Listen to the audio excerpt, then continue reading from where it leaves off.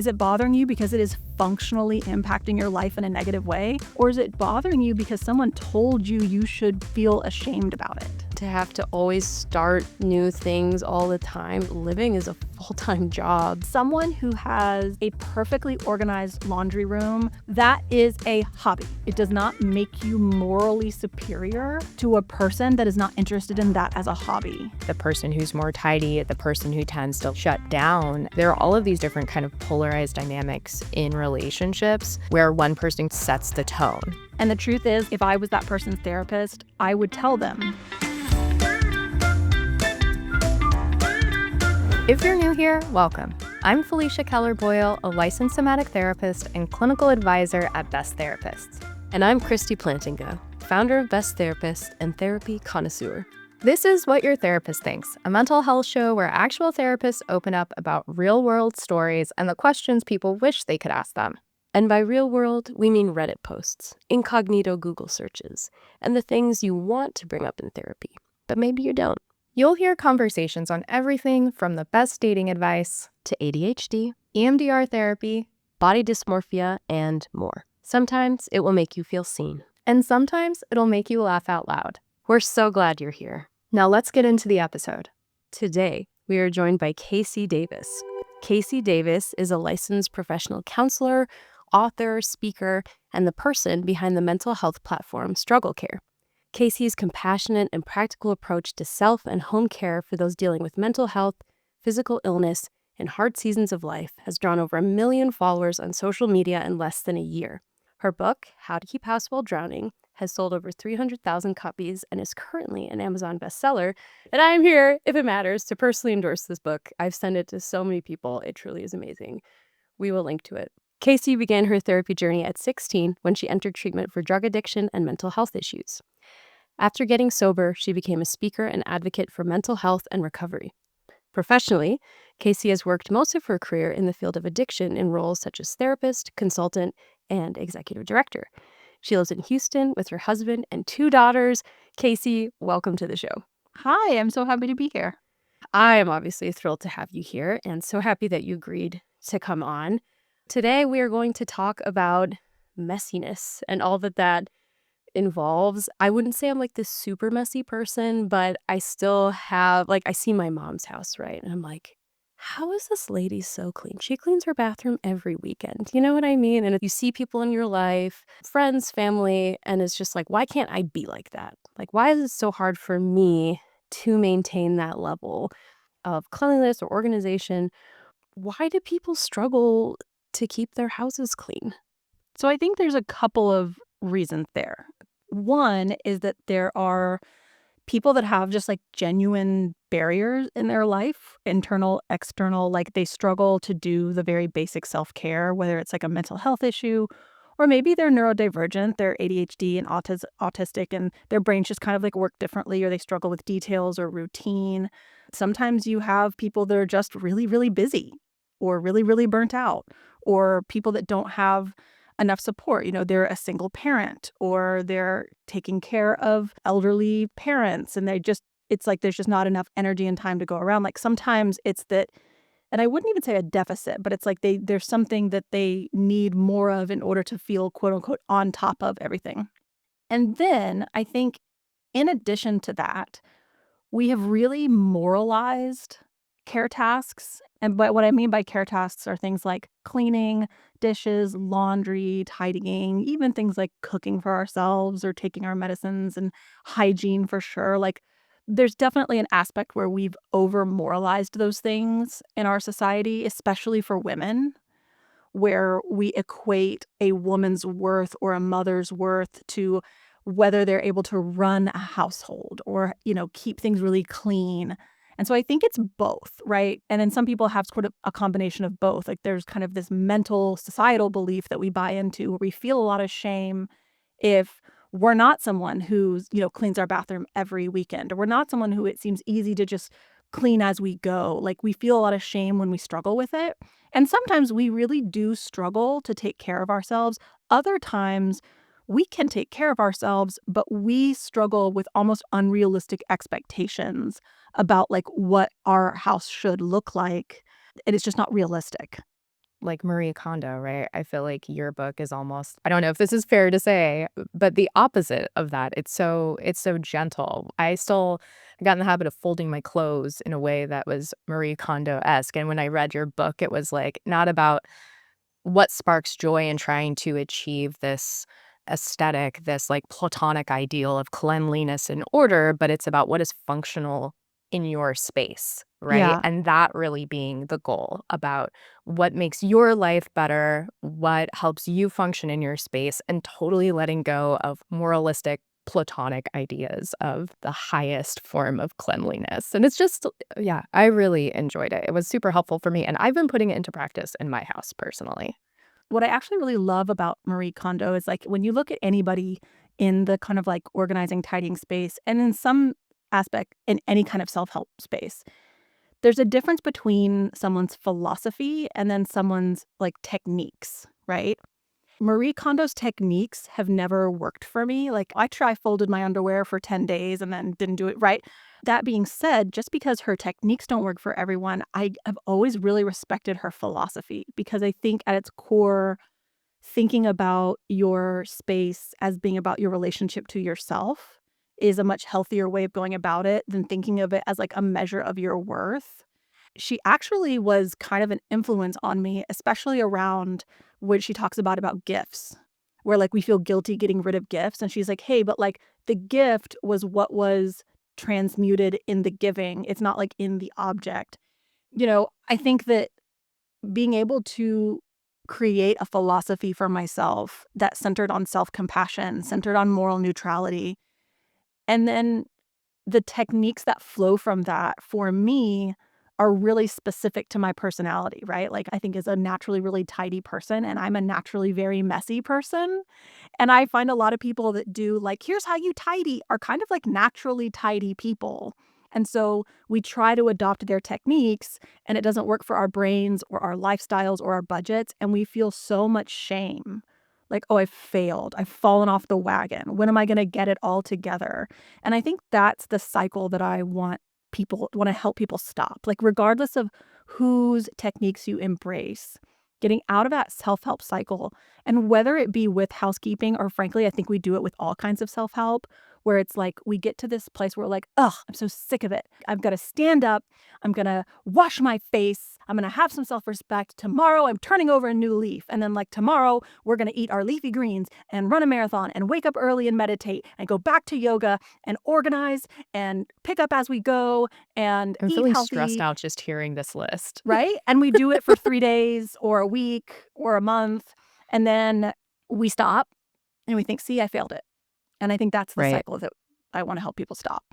I love how you're distinguishing between the philosophy and the technique and really finding the right combo for you when it comes to creating the spaces and creating the life that you really want to inhabit.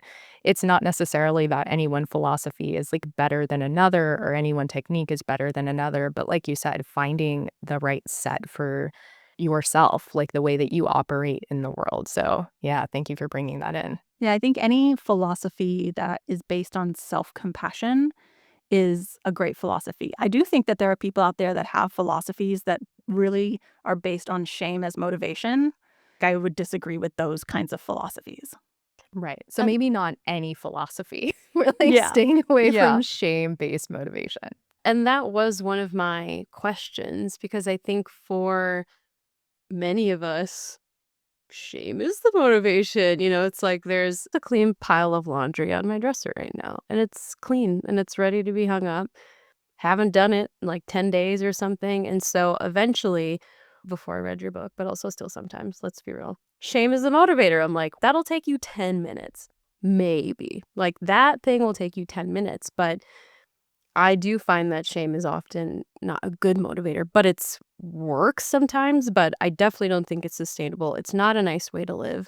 So, how do we find the motivation to get this stuff done if shame isn't really the best way or most compassionate way forward? Yeah.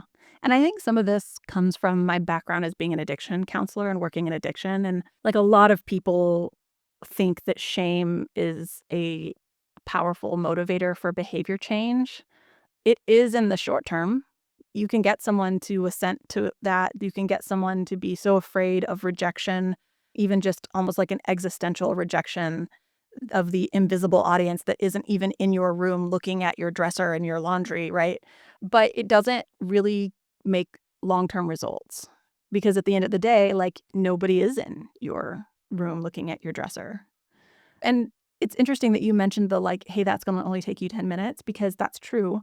And yet, like, you can have that same approach without the shame. Like, if you switch it to like, hey, I deserve to have a low stress morning where I wake up and I know where all my clothes are.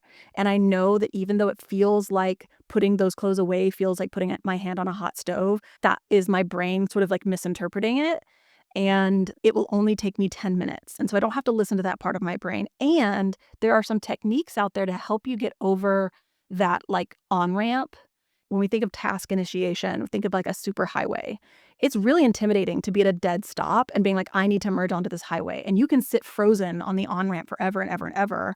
But if we like lengthen that on ramp and we can like go and we can get up to speed, and then all of a sudden it's not intimidating to merge. And so there are things we can do to help us not just talk ourselves into the truths of like, that's only going to take 10 minutes, but how can I, whether it's turning on some music, whether it's having like a certain time of the day, like when I come home from work, if I walk into the house and I spend the first 30 minutes just picking some things up, and the big key is I don't take off my shoes and I don't sit down, because once I sit down or take off my shoes, my brain kind of wants to rest for the day.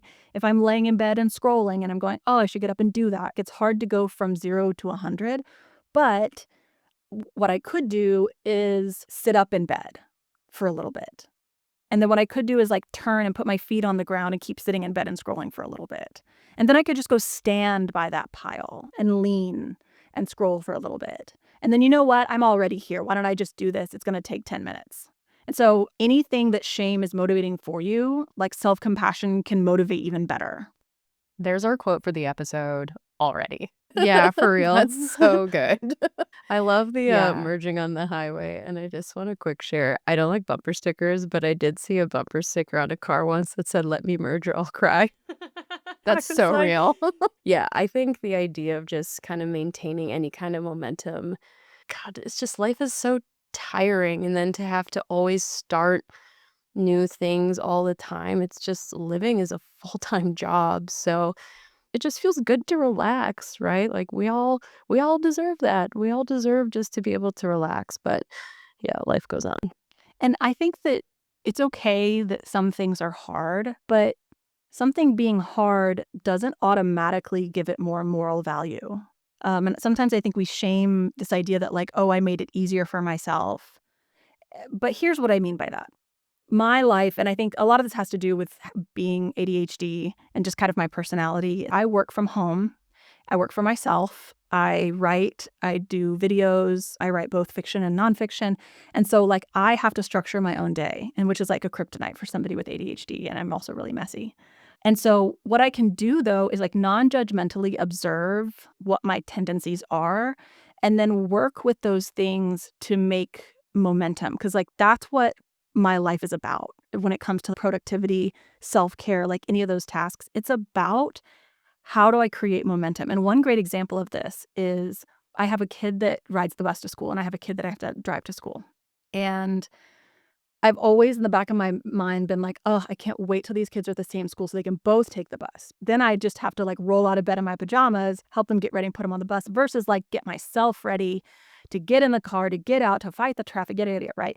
And so on the one hand, it's like, yes, I want things to be easier. But what I have noticed is that having to get in my car and take one of my kids to school means that when I wake up, if I take my ADHD meds upon awakening, by the time I've gotten my kid to school and back, it's been about 45 minutes, which is when the medication kicks in. I'm already up. I already have clothes on. I can walk immediately into my house, to my desk, sit down and start working, and it rolls. Like how words can roll off the tongue, that action rolls off of the momentum. It's easy to do that. When I don't do that, when one of my kids has a day off and the other one can just get on the bus, like being able to roll out of bed in my pajamas and put one kid outside on the bus, yes, that's easy, but it doesn't give me the break in feeling tired. I will want to get back in bed. The medication doesn't hit at the same time, and so I start scrolling.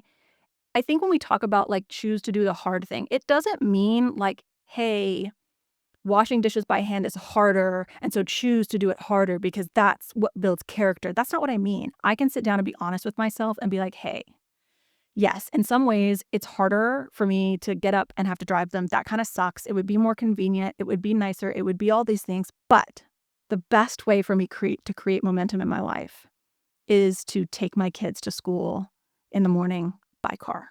It is less convenient, but it creates a structure that doesn't depend on me making decisions, right? Like, I'm that kid who could ace every test but could never do homework because I can't create my own structure.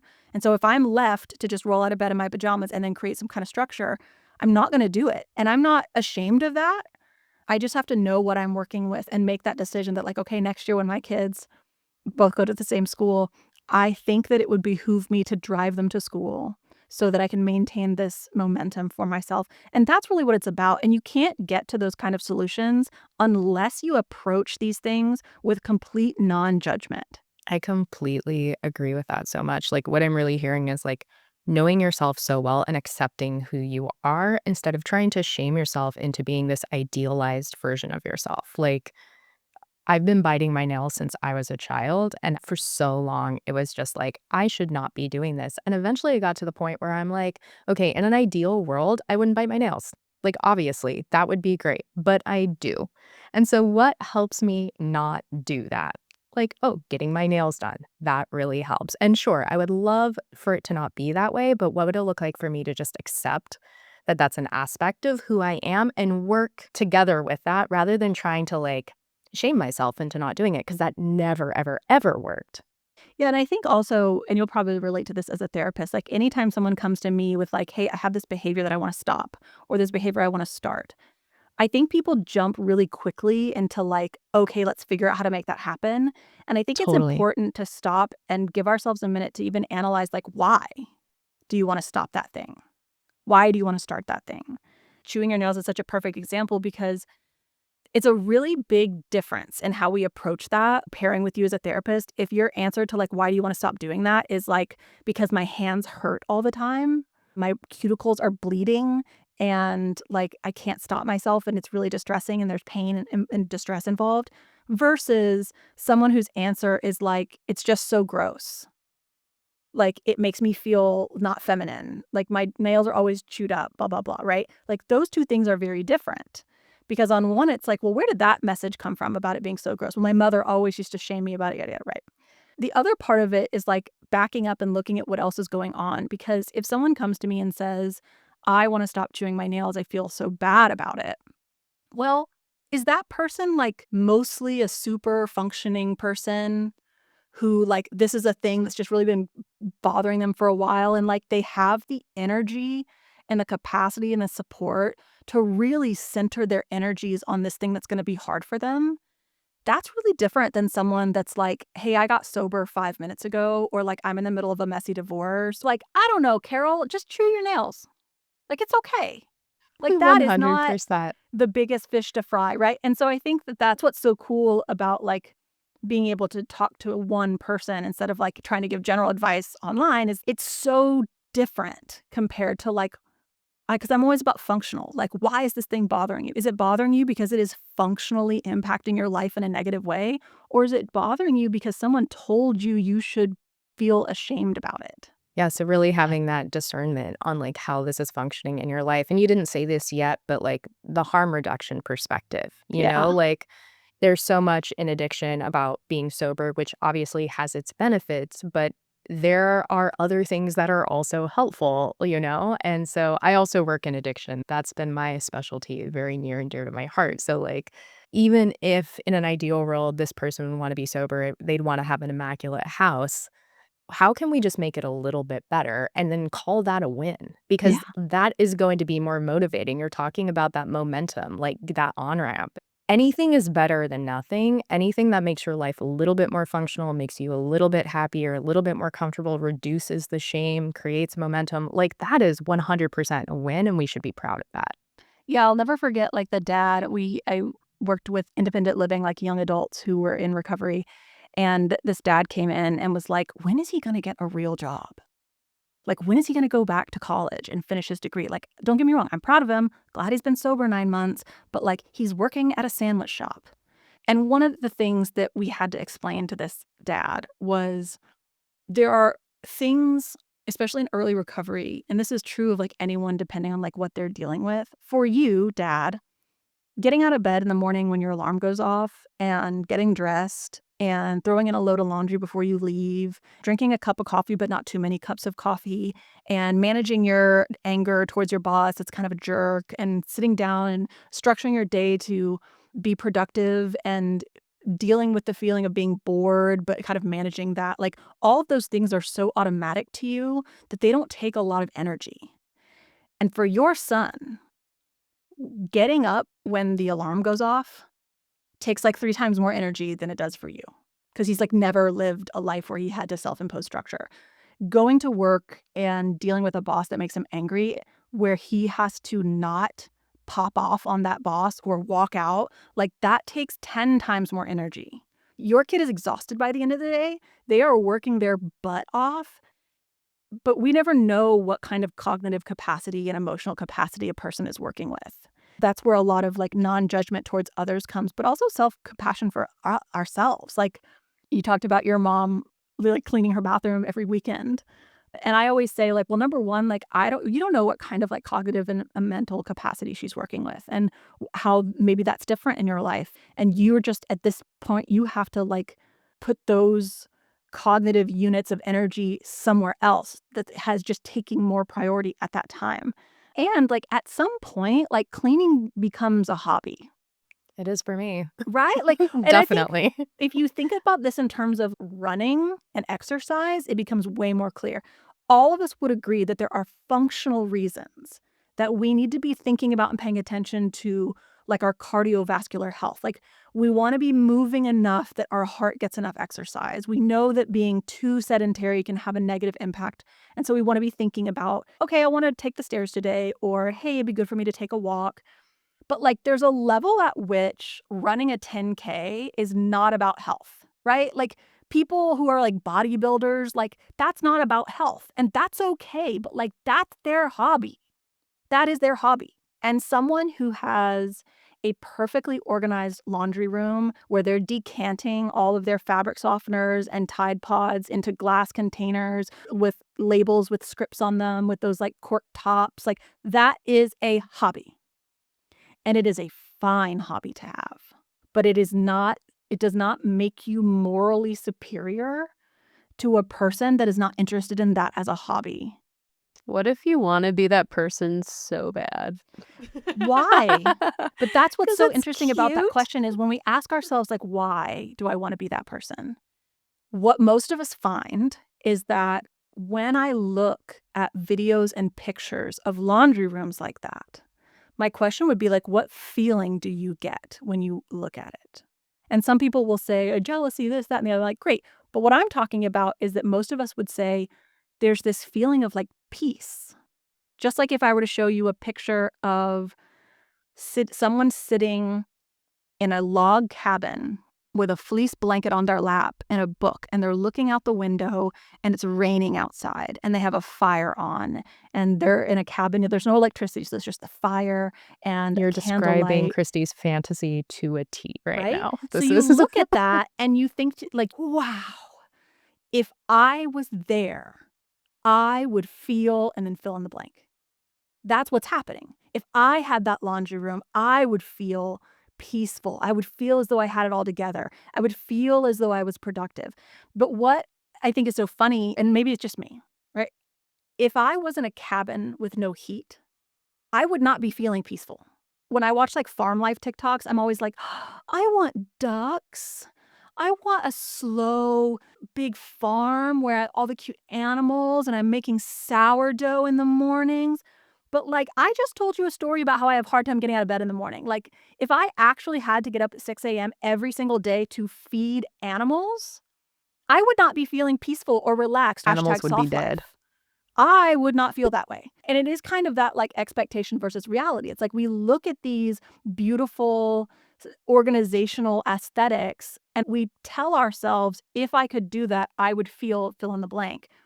But when you do that, do you feel that way? And if so, do you feel it for the moment or do you feel it forever? Like, are you actually stressed out at like keeping up this ridiculous organizational system that does not bring you joy? Yeah, what I've noticed about that too, I don't know if either of you can relate, but when I do have something like I have this really nice coffee grinder. This is the second time in an episode where Felicia and I are once again asking Fellow to sponsor us. Please sponsor us, Please Fellow. sponsor us, We Fellow. already love you. It's this beautiful grinder. My husband gave it to me and I love it.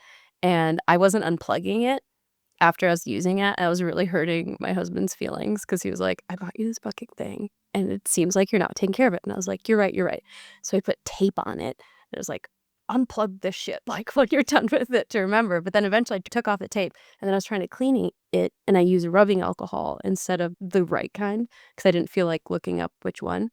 And then it looks kind of janky now. So I think part of it is like when I think about having that perfectly aesthetic laundry room, I know that if it did get messy or like if I wrote a label wrong because my handwriting sucks, that would bother me so much more, I think, than just having that beautiful room because then the standard is, well, you have to keep it this perfect. Yeah, And that because sounds awful. when it's a reflection of your like ability or your worth or your identity, like it gets really messy. And I always tell people, man, just embrace pretend. Like I know that I don't want to actually like live in a log cabin. It's okay to like have a morning where you wake up and put on your little house on the prairie dress and make sourdough.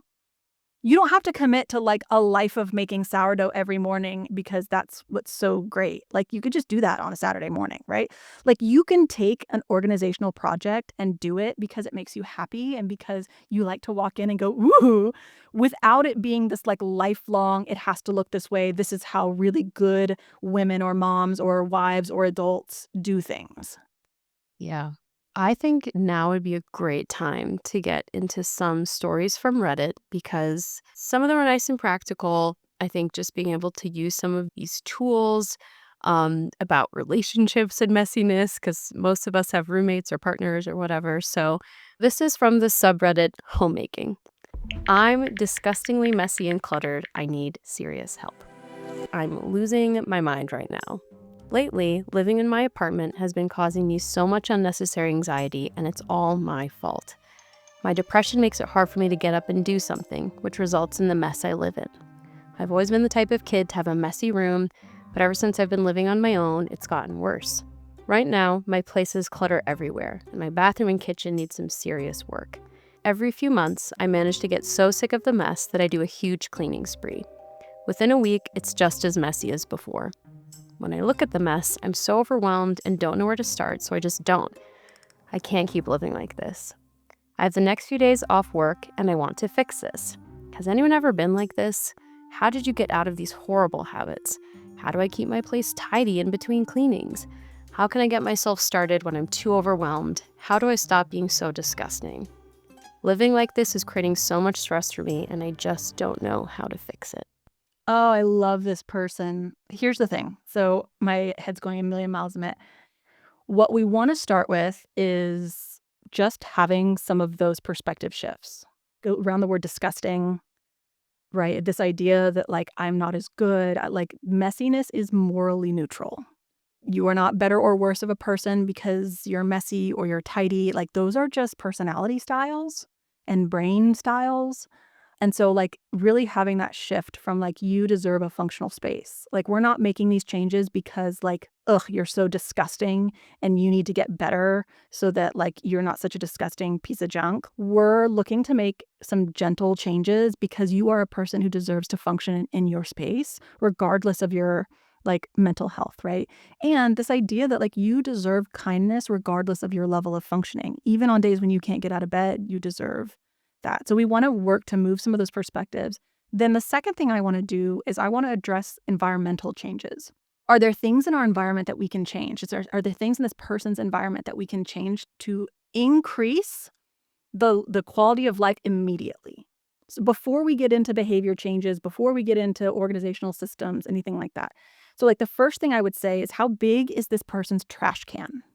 Because the biggest bottleneck for people like me is when the trash gets full and we don't take it out. And so now we start putting trash on the counters. And now we can't prepare our food because there's trash on the counters. And so now, and it's like a spiral. That's a bottleneck. Instead of jumping right to like, how can I make myself take out the trash every day? I mean, this person's having a hard time getting out of bed sometimes. How big is your trash can? Make it bigger. Make it bigger. Make it so that you can go 3 days before that trash can gets full. And then people are like, "Whoa, but it smells." Okay, but like this is a person who's not taking out their trash, but every 4 days already. No matter where it is, it's smelling. Also, an open trash can does not smell as bad as a closed one. Just FYI. If you're someone who takes out your trash every day, yes, it's going to smell better. If you're not, an open trash can is going to disperse those smells and not going to be as bad as you keeping it contained if you're only taking it out like every 4 days. So I want you to get bigger trash cans. I want you to put a trash can in every single room in your apartment, including your toilet room.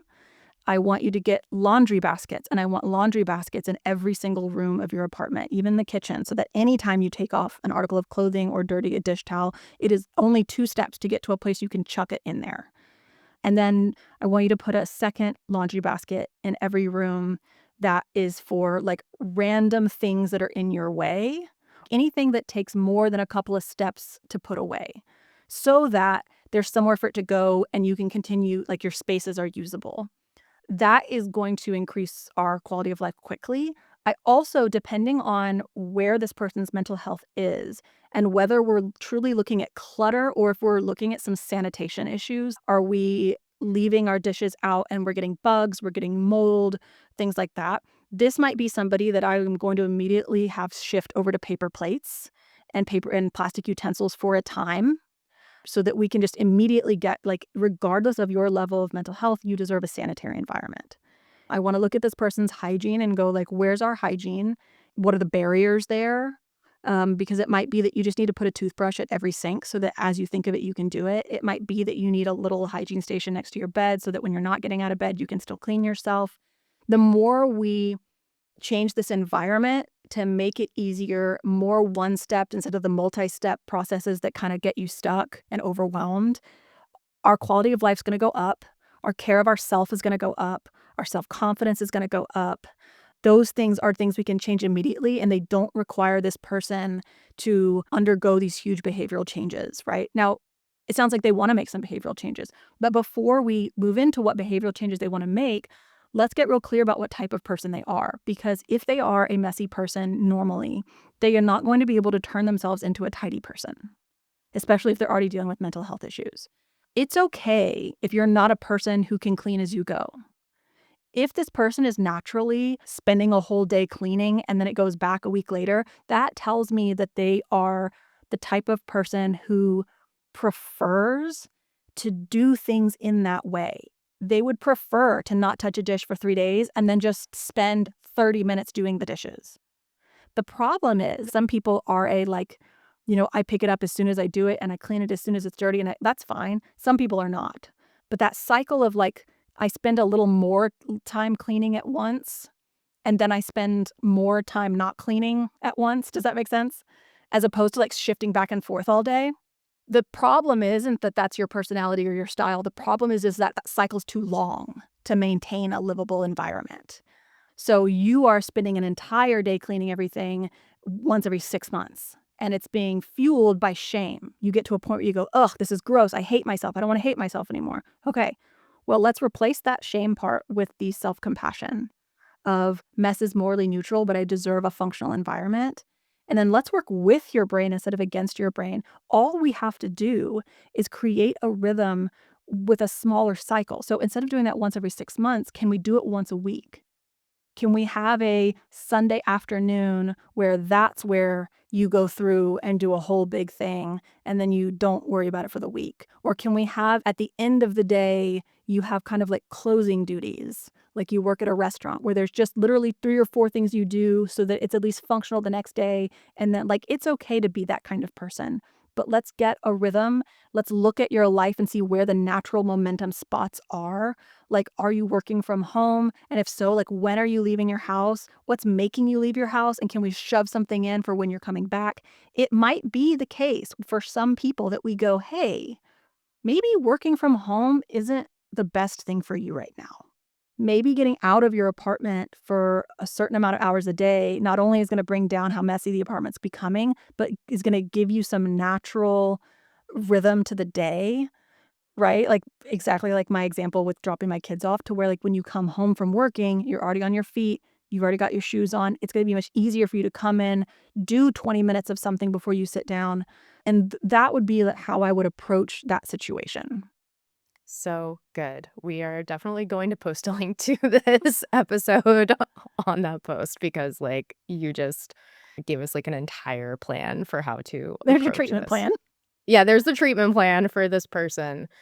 I love all the practical tips that you just shared, from like the laundry baskets everywhere, like something so simple like a bigger trash can, like so obvious. But when you say it out loud, but honestly, like wouldn't have thought about that because it's so weird how like we attach morality to so many things around this. Oh, I can't get a bigger trash can because I really should just be a person who takes out the trash more frequently. And it's like, no, just get a bigger trash can because this isn't a moral issue.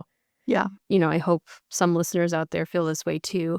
It feels like making those choices is almost like giving in to yourself in a bad way. And again, I am not saying this from a place of judgment for whoever is dealing with this. It's like judgment for myself, where it's like, well, then I'm a person who needs a bigger trash can, or like I'm losing part of myself because I'm choosing to get paper plates right now.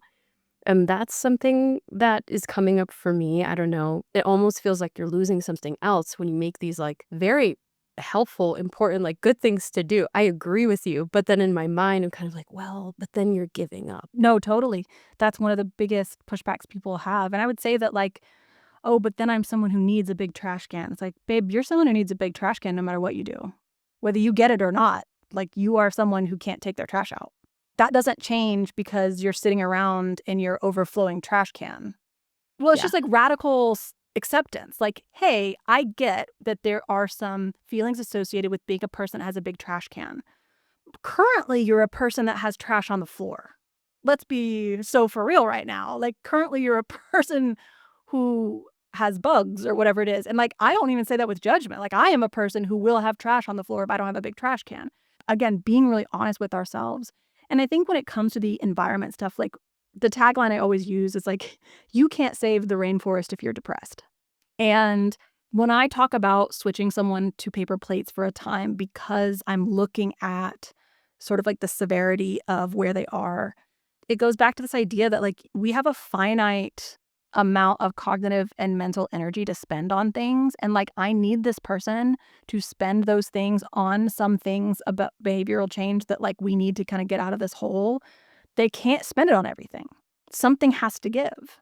And the truth of the matter is like you using paper plates for 6 months or however long it takes you to get into a place where you feel like you can handle dishes, that is not going to make or break the environment.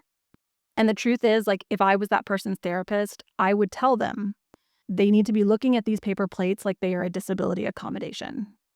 And I don't think anyone stands in the same kind of judgment about disposable syringes for people with diabetes. They don't stand in that same kind of judgment about paper masks for people that are immunocompromised. They don't stand in that kind of judgment for straws for people that, need that because of a disability. The truth of the matter is that our environmental concerns are not going to be changed by forcing depressed people to not use paper plates. Like they are going to be changed at a corporate and governmental level.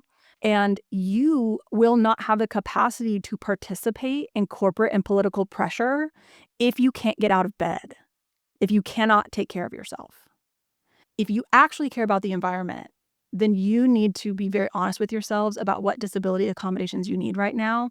Because if you're unwilling to do that, is this really about the environment or is this about you holding on to a way of thinking about yourself that makes you feel like a good person?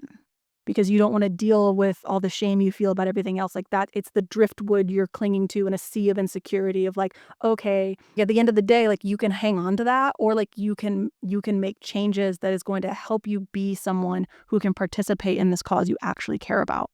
This makes me think about just, again, that energy allocation and who are we really? Like, who am I really dealing with? And then what are my goals? So if you're saying like, hey, my goal is to have an impact, a positive impact on the environment, then really getting clear on like, how can I actually do that? Am I really having as big an impact as I would like to have by holding myself to some standard that I can't achieve and not using paper plates, but drowning in, like you said, the sea of insecurity and therefore not able to take maybe actions that would be more impactful? Or would it be better for me to like you said, get myself out of this hole, take the pressure off myself, and then see how I want to contribute after that?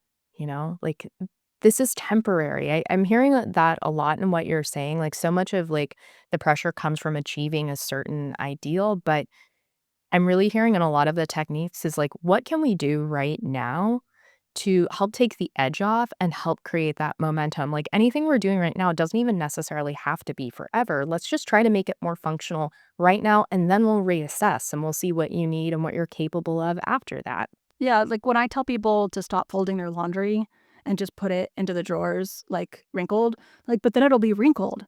Okay, but like it was already wrinkled. Like it was in a pile on the floor. It was sitting on your dresser. Like it was already wrinkled, Cheryl. But now we're going from wrinkled and disorganized to wrinkled and organized, right? Like we gotta have slow, gentle changes, because one of the things from that person that they said that is a really common thing is like we try to change everything at once and we can't maintain it. And a week later, everything goes back to normal and we stay in that cycle. I love this next one because this is about like a relationship and navigating cleanliness, which is super interesting. And I know you talk about this in your book as well, which has really helped me in this season of my life as I've just had a baby. This is in the subreddit marriage.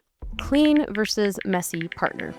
For those who hold their home to a certain standard of cleanliness and are married to partners who are messy, does it bother you? How do you go about maintaining a nice home amidst their messiness? Trying to navigate this before I become resentful. I used to clean up after my husband, wipe his whiskers out of the sink, put his dishes in the sink, wash, dry, fold, put away his laundry, take out the trash, etc. But lately I've just stopped. I have no interest or energy in being his maid. Curious how others feel and deal with this topic. I love this. And it's so nuanced. It's really common, right? You get someone who has a different standard of cleanliness versus tidiness or messiness or whatever. And I really feel for both people. I think we're very quick to jump to the person with the higher standard as being the better one or the moral one or the one who gets to set the standard. What I think is difficult is that for every couple that I know, and I'm just going to be very heteronormative about this because it's often heteronormative, right? For every couple I know where the man is acting entitled, not doing the basic to care for himself and therefore creating way more work, and he's sort of exploiting the domestic labor of his partner, and the partner is drowning and trying to do everything for themselves, and like they just don't care. They know that they don't have to do it because their partner will do it. Like that's obviously a situation that's very unfair and a situation where we would say, hey, this person needs to step up. For every situation like that, I have seen situations where the partner with the higher level of standard cleanliness is going above and beyond what is functional.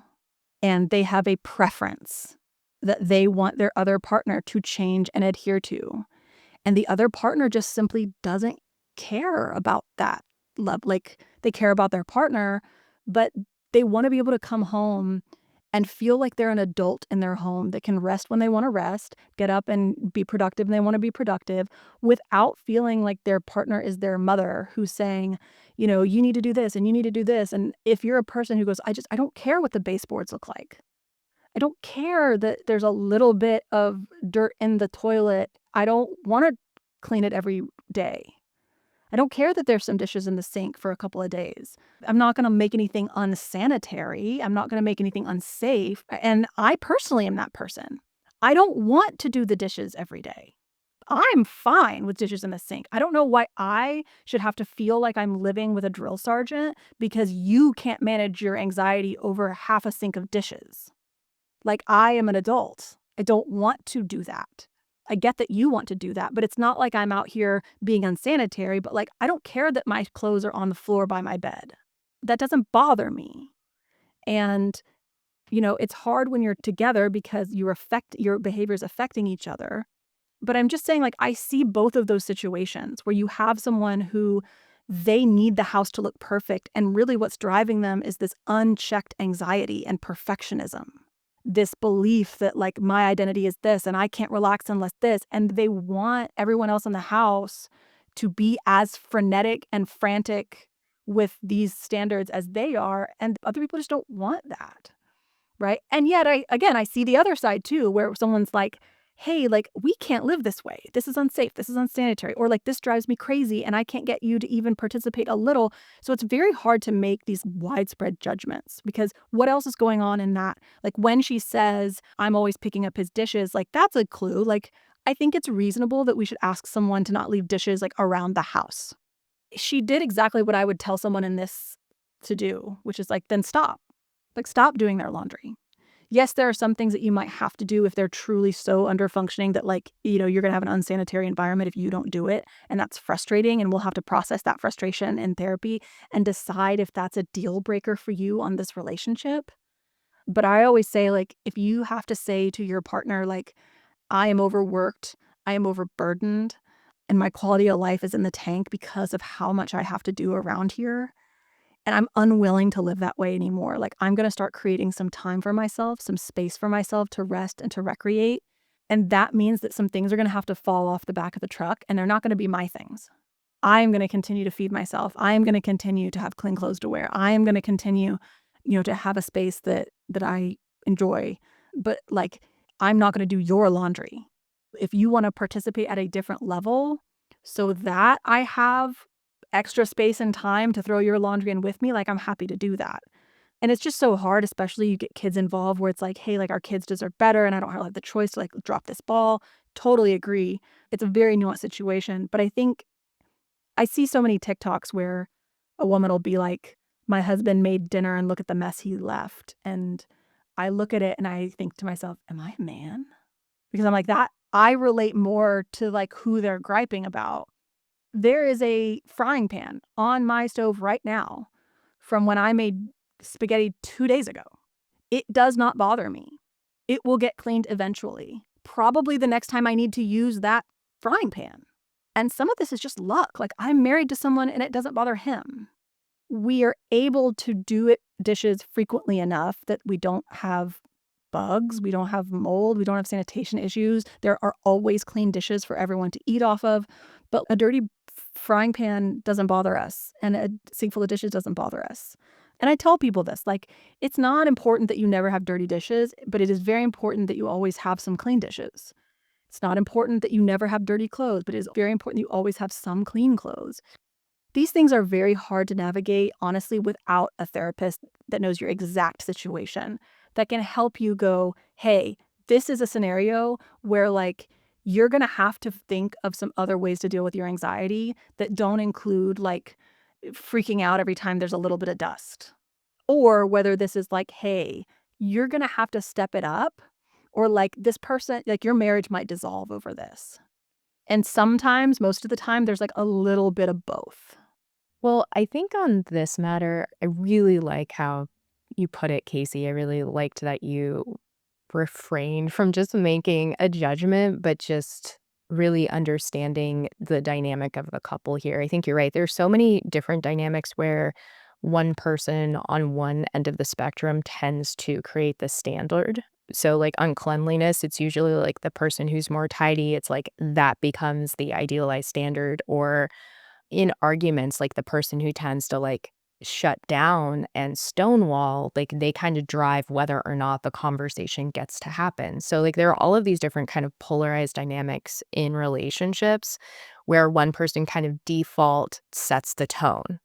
That's a really great thing to acknowledge here, especially when you take the position that no one's like morally superior or inferior because of any of these preferences, and really distinguishing between whether or not we're creating like hazardous environments in our homes. Like those are really, really different things.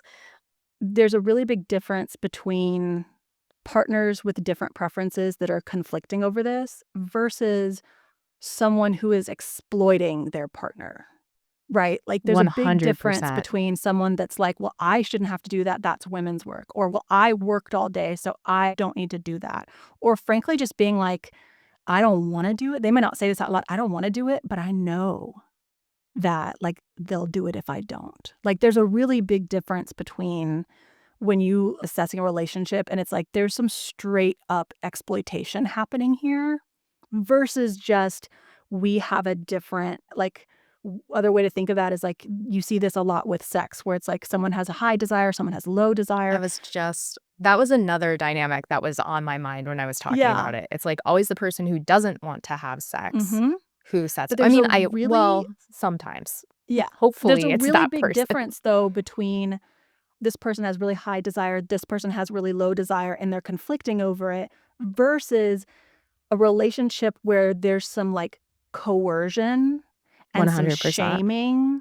There's a difference between, I wish we were having more sex. This is really bothering me.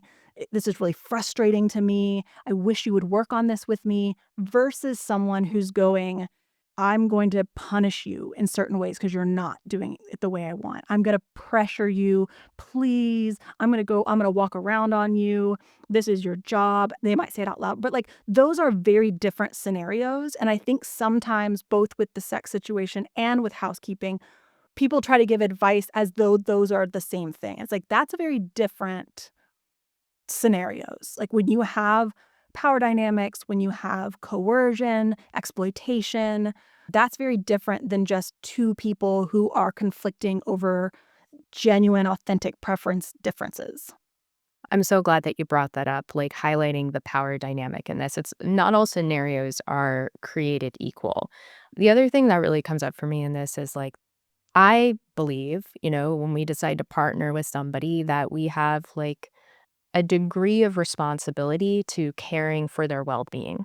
Part of partnering with somebody is like taking up the responsibility of giving a shit about this person, you know? I think that has to be taken into account here when it comes to cleanliness. Like, yes, maybe it is that this person has a preference, but if it's driving them crazy and this is something that like helps them feel a little bit better, then like that might be a good reason to get outside of your comfort zone and contribute more, right?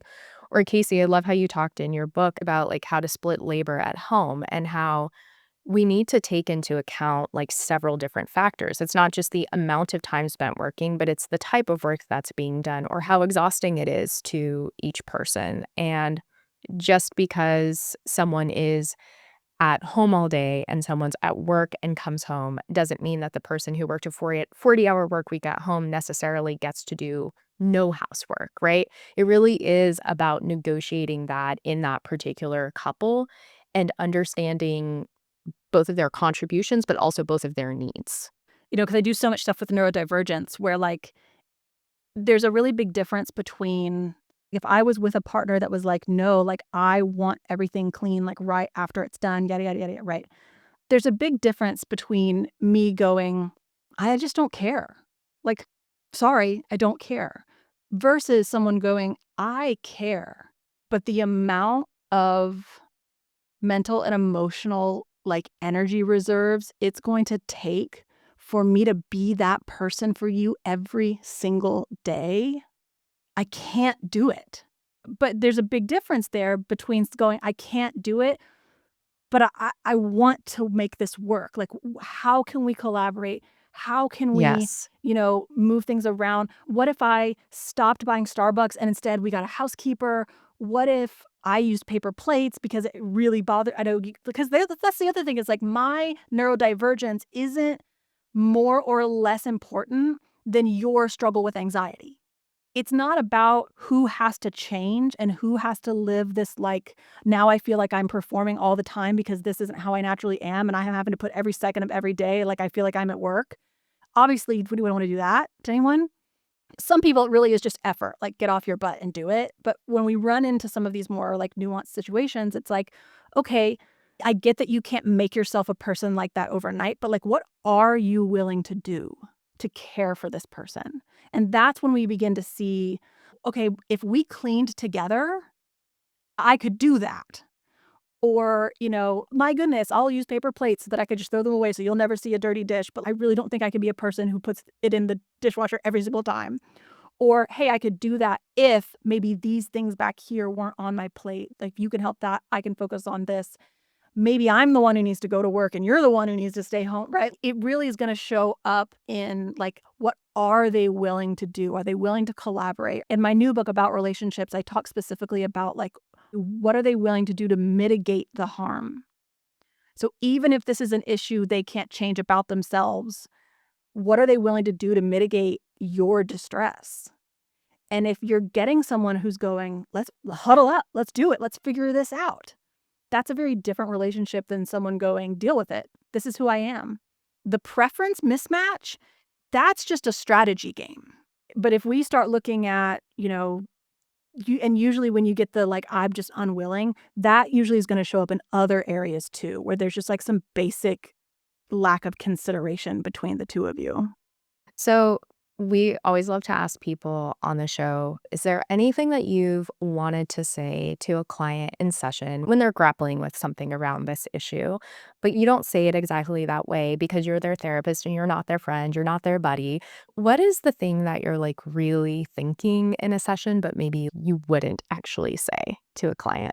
Yeah, I'm pretty good about being unfiltered in a professional way, but I think what I run into sometimes is like, if we're trying to sort of like figure out something where it's like, well, what if we did this? No, I can't do that. Well, what if we did? No. And it's like every single thing has a excuse for like why that won't work, why I can't try that.